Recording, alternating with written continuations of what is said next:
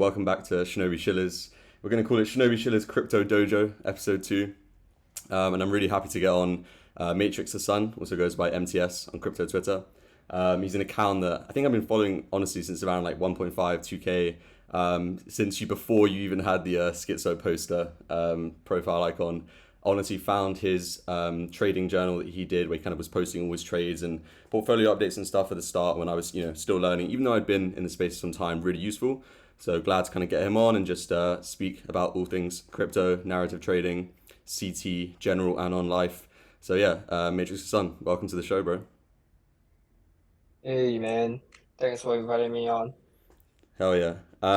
I guess I'll just jump right into it, right? Like, where does the name Matrix the Sun actually come from? Like, is there any context behind it, or is it just like you just went on ChatGPT and thought the first thing you could get? Yeah, so I think I first got like inspiration from GCR. Like I wanted a name that could like be a three-letter acronym. I just thought that it would be cool. And then I liked the movie Matrix a lot, so I felt that that should be the first word. And then I wanted it to be a bit funny. Yeah, but probably this is like the only like a reference that I don't think most people have gotten. But then I put the sun because I think I was just scrolling through Twitter finding names, and then I just saw like Justin Sun, and then I was like, okay, why not just put the sun behind Matrix, and then that's how I got my name. Yeah, And then that's actually pretty MTS is cool. just the first letter of each word. Yeah.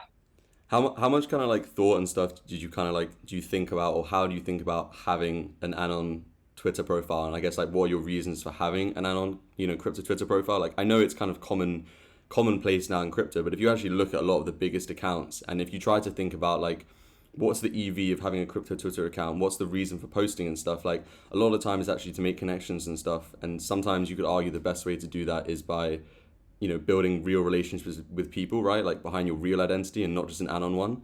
So like, what was your kind of choice for going Anon?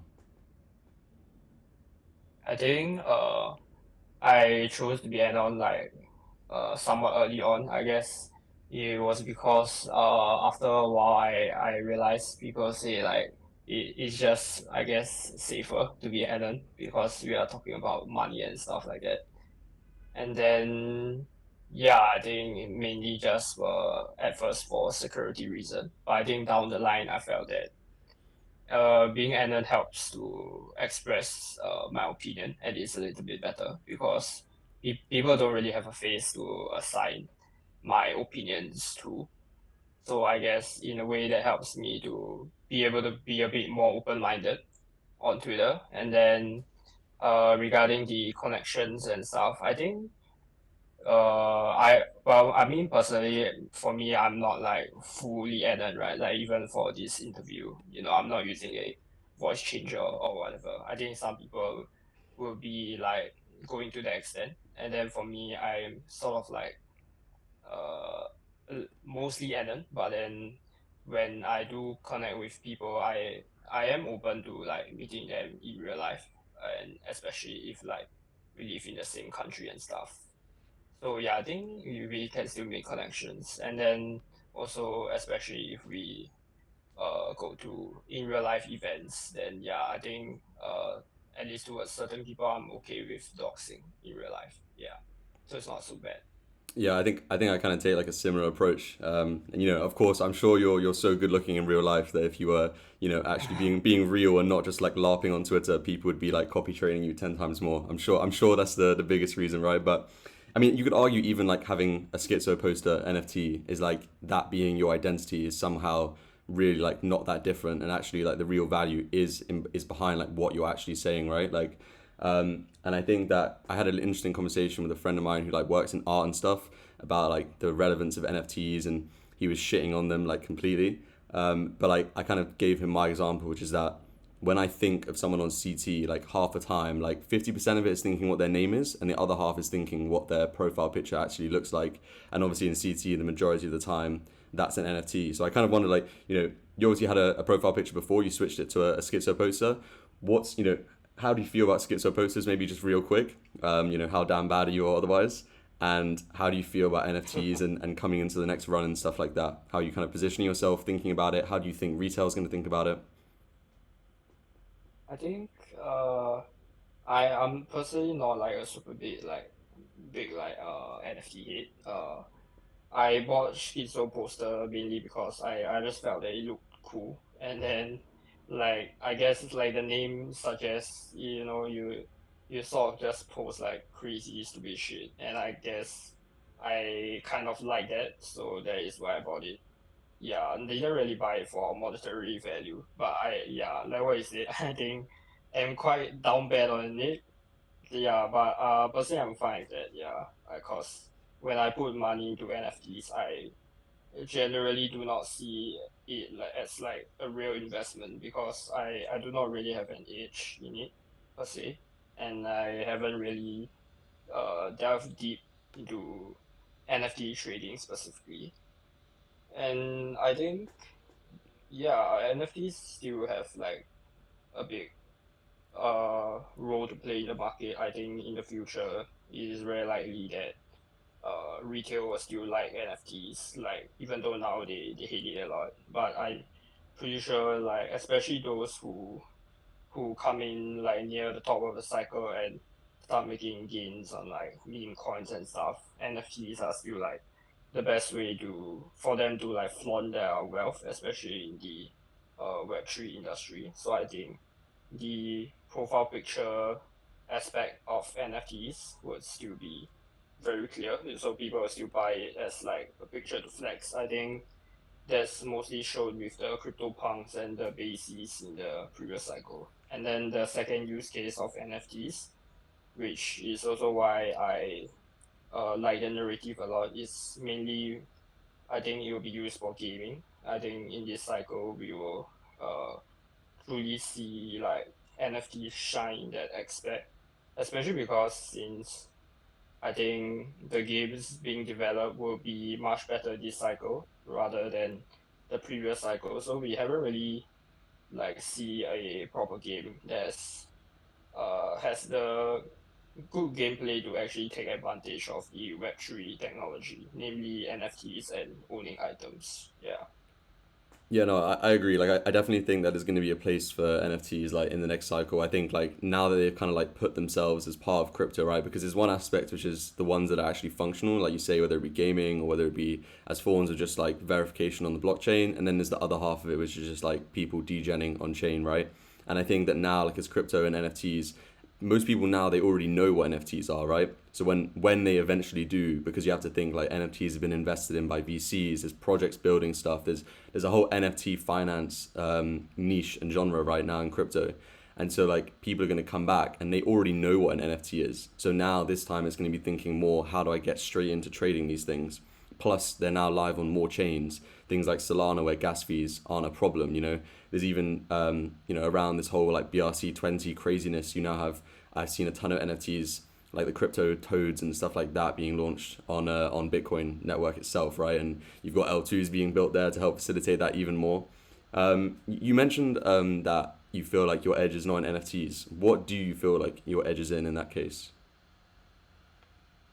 I think my edge is in the narrative side of things, and then more like investing in liquid tokens in the secondary market, because I feel that being like sort of more of like a gambler myself, I'm able to actually sort of take advantage of that and then put it into the speculative nature of crypto, which is why I think it helps me to be able to spot narratives better. Because how I see narratives, especially like the good ones in crypto, uh, the narratives are sort of a way for people to speculate and project like large valuations in sectors that are not really like established yet, but more like sectors that people think will be established or have like basically high amounts of growth yet to be priced in. So it's basically like how tech stocks work in the TradFi side. And yeah, I think this is my edge. So basically being able to spot the narratives that have huge potential and have a good growth story. Yeah. But like, obviously a huge part of that, right? Like, because you can be a narrative trader and that be your edge. And in some ways, part of that edge, like if not one of the most important parts, other than maybe taking profits when you actually make a good trade, is effectively realizing like what is the speculative premium that the rest of the market is going to add to that asset, right? Because that's what you are, betting on, that other people are going to think that it has future value, even if the stats aren't there to prove that at that time. So like, how do you typically go about thinking about valuations? Especially with some recent things like the BRC ecosystem, with things like Mubi going to 200 plus million market cap, even though it's just like a bridge that's maybe not actually doing that much TVL. It's all based on future stuff. So, what are some maybe on the more actionable side of things that you use to think about valuations? I think I for the BRC side, I personally also do feel like it is quite hard to actually have sort of like substantial numbers to base like your valuations upon. I feel that a lot of these things with narratives are unfortunately quite subjective. And how would you actually take profits into this more like uh you have to do it through more psychological methods and things like top signals and identifying whether like the narrative is on its last legs or not. I feel it is easier to sort of have a better understanding of valuations in the narratives where you can draw parallels to the TradFi side. So I guess a good one where I've mentioned before in one of my posts would be AI, where I actually talked about how the market size of AI in, for example, like 2022 will grow from uh XXX billion to like how many trillion dollars in the next 10 years and so on. So I think drawing those parallels do help to sort of gauge where the market could go, but really it is quite hard for me to say how can we have like a sort of more definitive method as to how we can gauge like the top of these narratives. Yeah. Yeah, I think that's it's very well put. I think yeah, the hardest part is figuring out if it is purely subjective and speculative. Like, how do you effectively value somehow the level of degenning that people on chain are gonna do, and like momentum and hype, and how do you value these things? But yeah, I think it's pretty subjective. I think it's pretty hard. But the biggest part is just seeing when it's overheated and obviously like trying to take profits. So like I was wondering, with things like the house money effect, right? So like let's say you make 2x on a coin, now you feel like you have twice as much money to go gamble with, right? But the reality is now if you gamble that two times money you just made and you lose 50%, you're back to where you started. And so you didn't really actually make any money. So when you think about taking profits, how often are you kind of rebalancing portfolios? What are you rolling your profits into? You denominating things in ETH and holding long term bags like that, or are you more holding slightly larger but still very much altcoins? Like how do you think about taking profits, and what do you do with them most of the time? I think I haven't really like taken profits because for from what I have learned, taking profits is basically just really selling your bags and then just never rotating them back into other altcoins. So like the worst I mean like at most you will just take profits and then probably put it into Bitcoin and Ethereum. I would say that is actually taking profits, or you could basically just withdraw it out to a bank. But then I would say if you sold your bags and then after that you went into new bags, I would actually not count that as taking profit. So it would be more like rotating. And then I've also actually been thinking about this as well because yeah, I've been trying to sort of like devise a better strategy to take profits into deeper into the bull cycle. So maybe like 2025 or something like that. Yeah, I think And then now's a really good time to start doing that. Like I've been thinking a lot about that and how you value stuff, and so yeah, that's kind of why I'm asking these questions. But yeah, go on. yeah, so like I think like now for what I'm doing, I'm still trying to accumulate into my longer term picks. So maybe things like Olas and Root. And then what I'm doing now is I'm trying to devise like a thesis for each of my longer term picks as well as the invalidation. So basically when I will know that the pick is not working out. And then the thesis is more so that you know that the play is working out, and then after that you will need to devise a point where you know whether it is time to take profit or not. So that I would say is when your thesis has mostly played out. So maybe things like you could say the adoption of the AI agents in OLAS by blue chip DeFi protocols. So maybe like Uniswap and Aave has started using OLAS as well. So in that case, you would say that, or you could say that like, oh, OLAS has already basically dominated the entire crypto industry already since even like the OG protocols have started using it. So the growth would be like sort of like already reached a limit at that point. So in that case, you could say that your thesis has basically played out. OLAS AI agents have already been massively adopted by crypto protocols, so that would be a good point to TP. And yeah, that is just one of the examples. Yeah. Yeah, that makes a lot of sense. And like obviously, being a narrative trader, like what would you say the typical kind of, yeah, obviously it's going to depend on the play, right? And everything, but the typical kind of duration that you seem to be trading things on, because narratives right now, they move so fast sometimes, and they move even faster in very PvP markets, right? I mean, if you look right now at things like deep in decentralized physical infrastructure and all this kind of stuff, like the pumps can come so fast. So like, what's the typical kind of duration of your holds a lot of the time? A lot of my holds usually, I think, a little bit more midterm. So I think usually at least a month is how long I'll hold it. Currently now I am aiming for longer term holds, so things like OLAS, I do expect to hold it another like year-ish or maybe slightly shorter.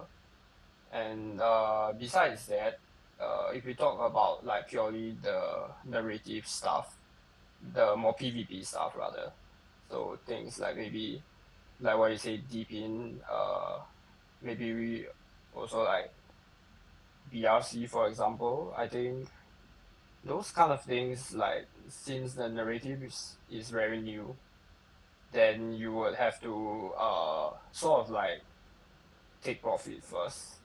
Yeah, it could be temporary, like after that you could then evaluate whether the narrative will still stick. But for now, it would be better to take profit, especially if you see things like on Twitter and stuff, like everybody, basically everyone on the timeline is talking about it, and you would deem that most of the crypto space that is still around, like this is excluding retail, right? Just the people that are still around right now have already like sort of believed in the narratives, then you could assume that the narrative is getting close to the end for now. So that would be a good place to take profit. Yeah. And like in terms of that as well, where do you feel like we kind of are in the market right now in terms of it being PvP versus there being a decent amount of retail coming in, and maybe how you also thinking about that going into the ETF announcement, which like in theory, right, isn't, I'm pretty sure Kathy, whatever her name is, the ARK Invest one is supposed to be decided today, right? So today could actually be a huge day for crypto, right? Because if hers goes through, the chances that BlackRock and everyone else's will as well is super high. So where do you kind of feel like we are in the cycle right now in terms of the capital that's flowing around? Yeah, the capital that is still flowing around is still very PvP.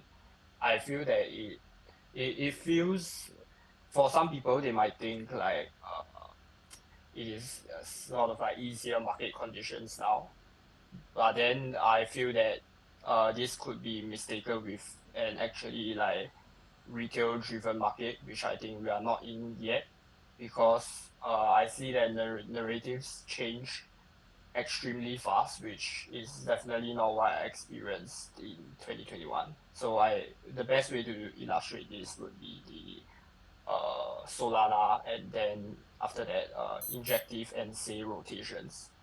So basically those happen in like a span of I think 2 weeks of or less, where people will shitcoin and so on Solana for like 2 weeks, and after that all of a sudden they are doing it on injective and say as well, which was just like really obscure at that time and weird. Like I feel that if it's a real bull market, you wouldn't have rotations happening, or rather playing out that fast. So to me, that shows that it is still very PvP.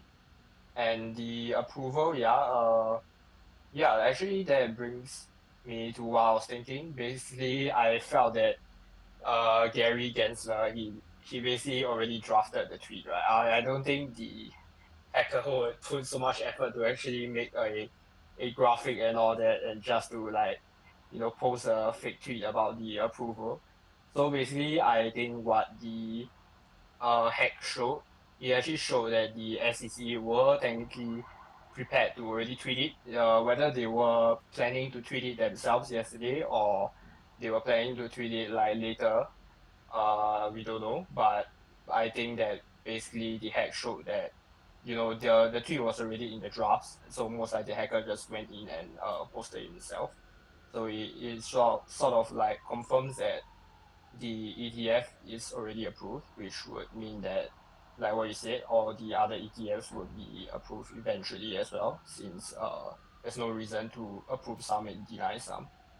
And then I think after that, it would be a buy the event, because the launch is on Thursday, which is basically one day after approval. So approval is on Wednesday, which is today, and then the launch will be tomorrow.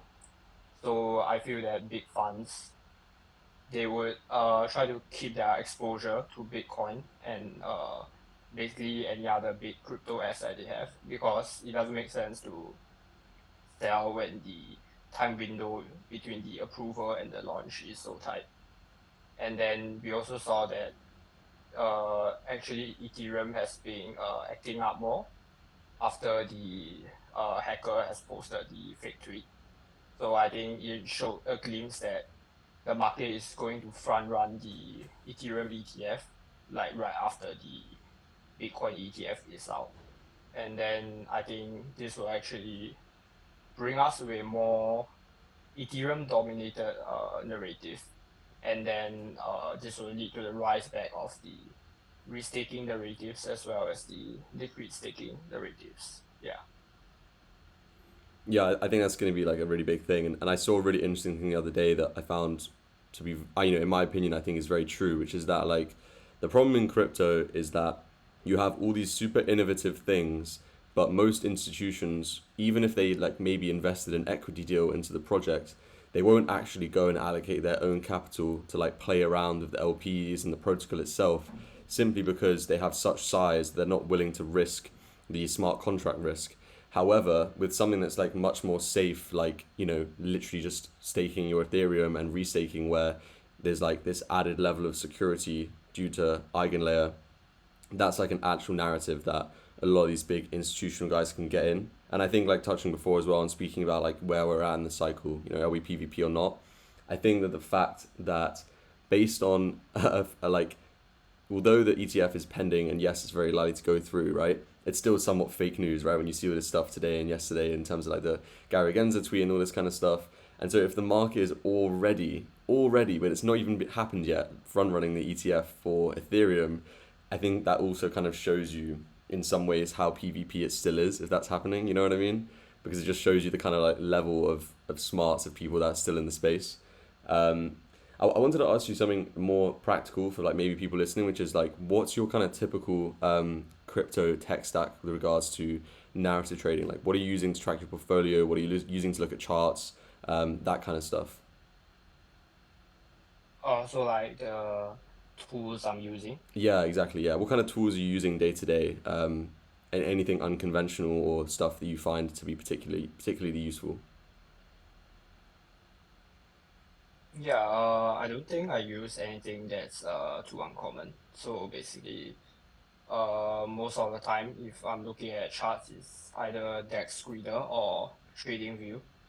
So Dex Screener is for all my on-chain coins. But mainly I just look at the ones I'm holding, and then the Trading View is mainly for the sex coins as well as mainly just Bitcoin and Ethereum. So just to get a feel of where the markets are going.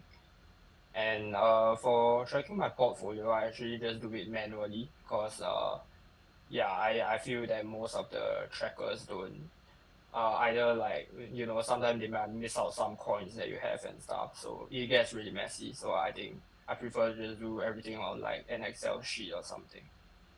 And like, And yeah, you can continue first. I was gonna say, in terms of like some of the on-chain stuff, on-chain coins and everything, like, how much do you rely, if at all, on kind of on-chain data and statistics about the project as well? Like, there's one level to that, which is looking at what's actually like the TVL of a project, and if they have a good Dune dashboard, maybe you can infer some more stats. But like, do you consider anything like wallet tracking or things of that nature? Personally, I do not, at least not in this current time. I used to like sort of track wallet distribution and things like that, bubble maps and stuff. And then I kind of stopped because I felt that yeah, like tracking wallet distribution only really matters when you are very early into trading a coin. Plus, most likely you are probably trading like a shit coin that is like really small, like market cap probably like below 5 million or something.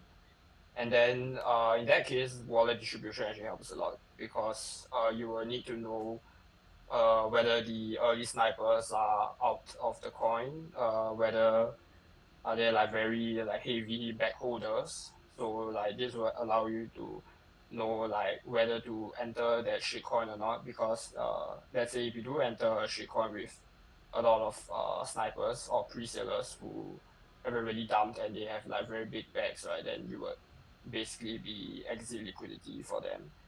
And then for longer term picks, I actually don't really rely on on-chain tools. More so I would just go to the website of the project I'm looking at, and then I'll try to understand what they are doing. And then after that, since I am looking for more longer term goals, I will then first evaluate what kind of narrative they are in. And then if it's a good narrative that I like, so maybe for example it's like AI or gaming or something, then I will try to look through the docs and everything and see if this is a project that could become big in the specific narrative. And then I think the best way to do this is to sort of like think to yourself like, what is the market that this project is trying to address. So one example is Root. Root is a layer one that is building a metaverse with gaming and AI agents inside. Then so basically that gives you an idea of how big the market you can address, because it is a metaverse that's going to onboard a lot of big brands and partnerships. So since it's going to address a very big market, then we can sort of like evaluate that in a bull market where speculation is wild, people are likely to put much higher valuations on a project that is going to address a very huge market size compared to a project.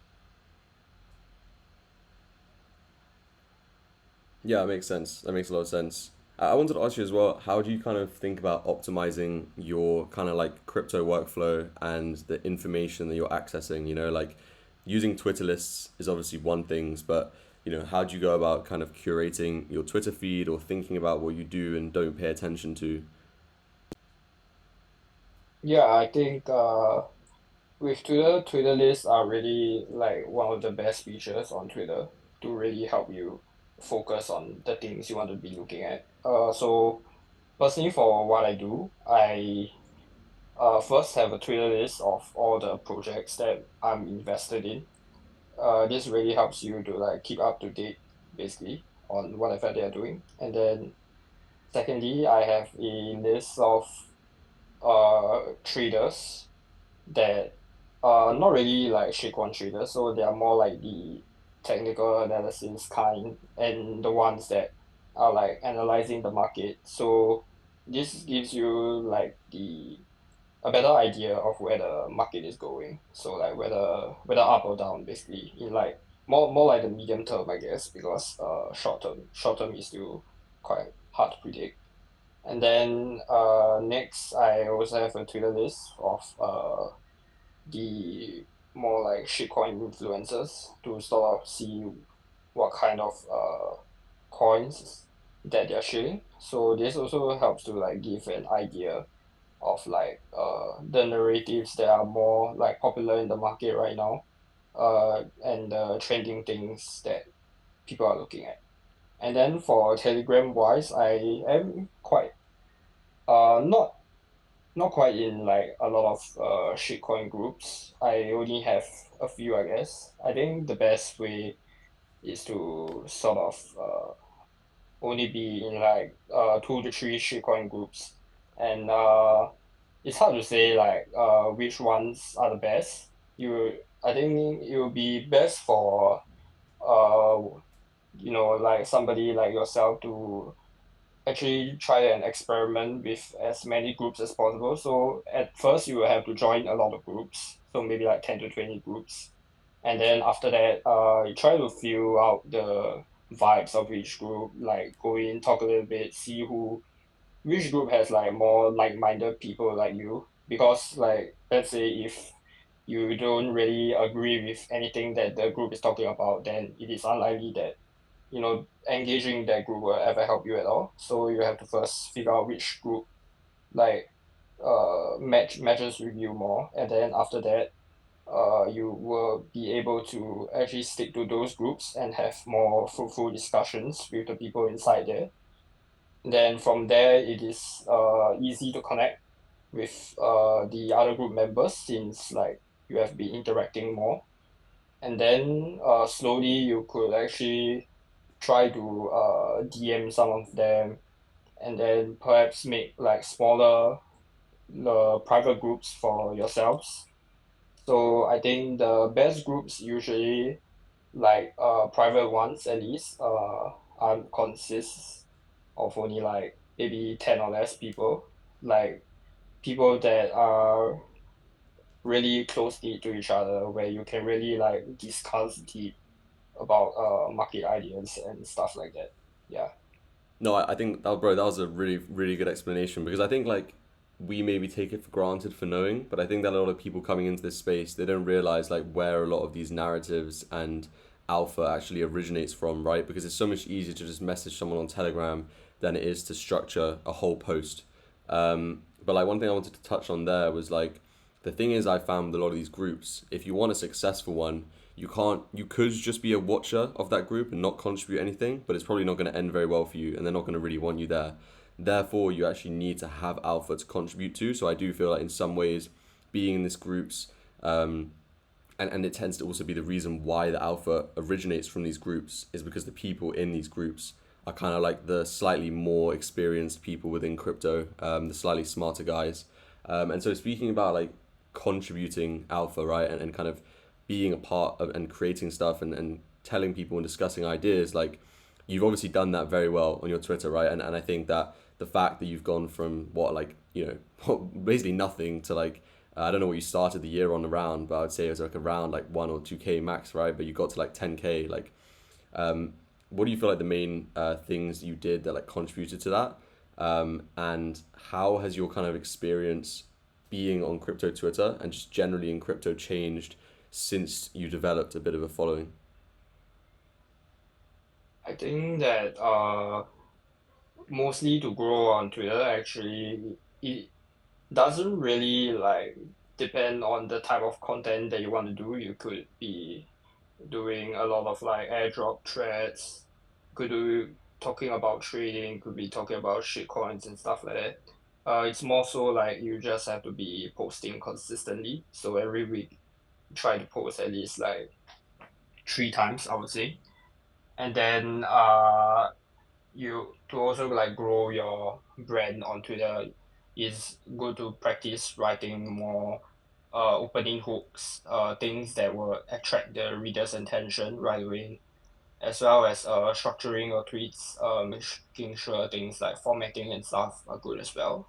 Personally for me, I guess I didn't really do that good of a job, especially in the first half of 2023, I would say. I was just like posting randomly whatever like my thoughts are on trading, and I was doing the trading challenge at the time, which I thought was quite fun. Mainly just got inspired by DeFi Maestro. So yeah, but then I wasn't really consistent in doing it as well. I think I did stop halfway, and then after that I decided to sort of like pivot to talking more about sectors and narratives and stuff like that.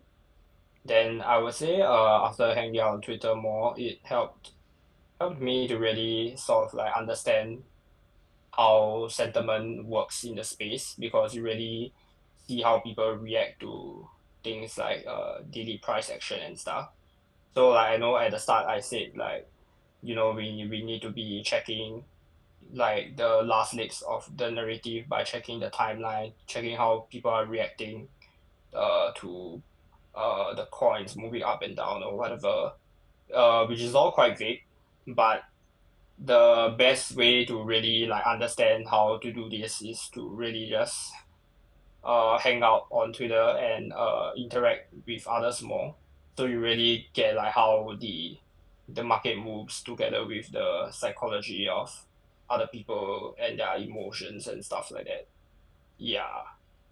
Hell yeah. I mean, yeah, I would definitely, that a lot of that information is definitely useful for me, right? Like, I kind of want to do the same thing. And like, it's interesting. You see two kind of types of accounts on CT, I find. One is, it's like, as you say, it's very easy actually to just grow a following by through consistency. And you don't necessarily have to be making a lot of these trades yourself, risking the capital or acting like you caught every single narrative, because the reality is like, that's just not achievable all the time. But you can just post about what's hot right now. You can post information and get following that way. And then the other half, I would say, is yeah, those guys who are really like putting out alpha, and people very much looking at them as a point of like, someone who's very smart, and someone to listen to and learn from.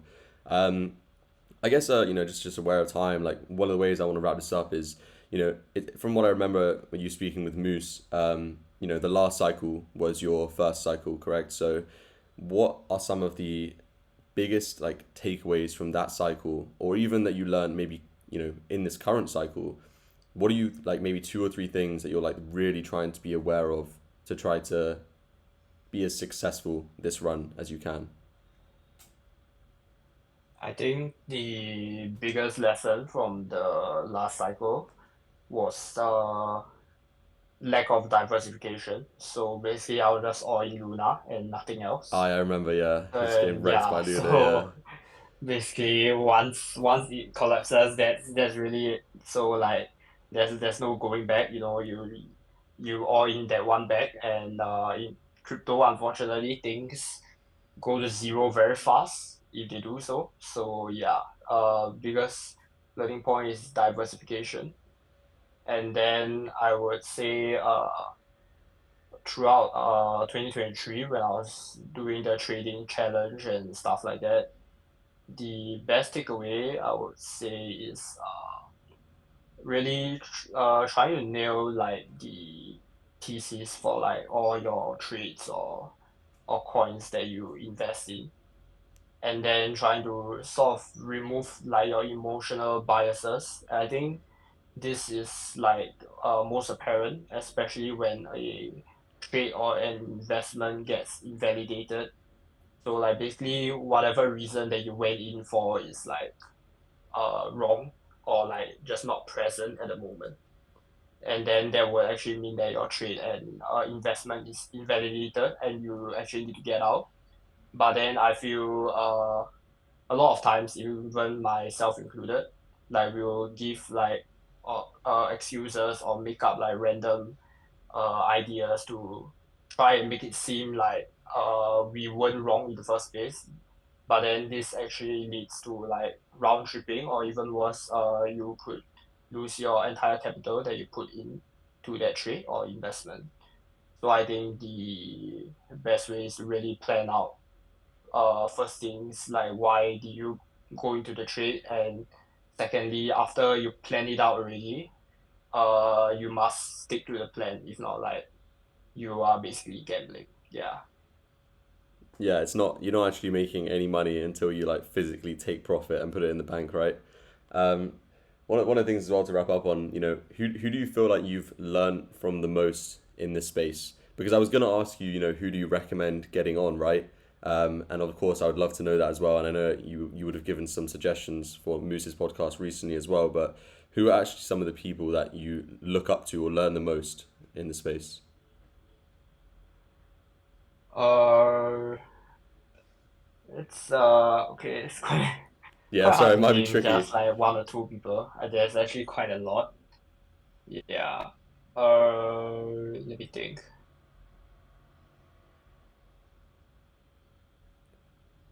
You can think about it for a second. Don't worry. I can like cut like a 20 second like bit out. It's fine.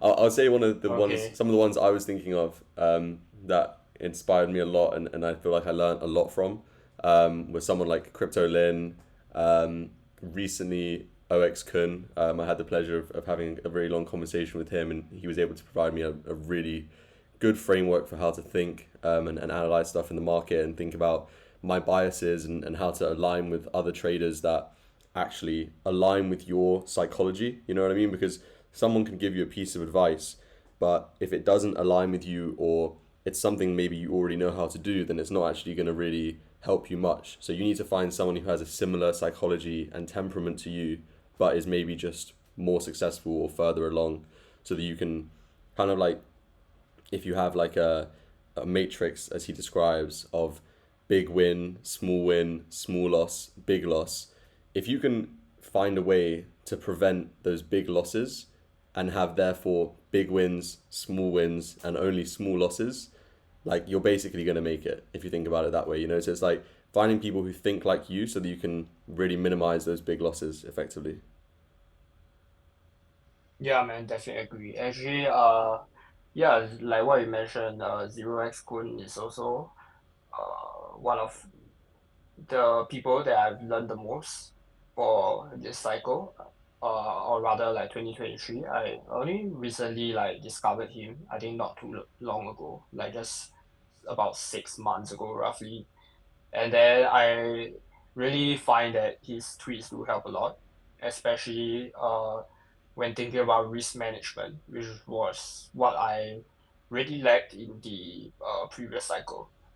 And his things about speaking about downside, how like you minimize your downside if you are very early into the trade or investment, and then how you should think about the risk and reward profiles of investments and things like that. Yeah, so personally, even for me, I would also say that Zero X Kun is one of the people that I look up to. And then secondly, I think it's GCR, because I feel that the approach of thinking about markets in a way like psychologically, instead of thinking about it in like in a sort of financial way, with like things like valuations and thinking about markets in ratios and numbers and stuff like that. Like a lot of these quantitative metrics, they sound really nice on paper, but then I feel that it is uh these numbers are sort of like lagging as to how the market moves, because I think overall the market moves based on human emotions, and I think over like the past 2 years I've definitely learned that. So what I'm trying to do now is sort of think of the the market in sort of like a in a more psychological manner rather than something that's like more solid. Yeah, I'm not really too sure like how to explain it. Nah, So I think I get hopefully you. you get it. Yeah. It's because I've been thinking about this a lot recently, and it's again something was speaking about with OX Kun is that there's a difference between looking for quick fixes on how to make money in the market. It's kind of like being taught whether you give a man a fish or whether you teach him to fish. You can give someone a quick shill, maybe a quick fix, a quick piece of information that's going to make them have a good trade. But if you don't actually have the underlying principles and psychology, then you're probably not going to be successful in the long term. And so you got to look at everything you see on crypto Twitter and be like, does this piece of advice or this piece of information hold true in the long term instead of just right now because it's hot in the present moment, if that makes sense.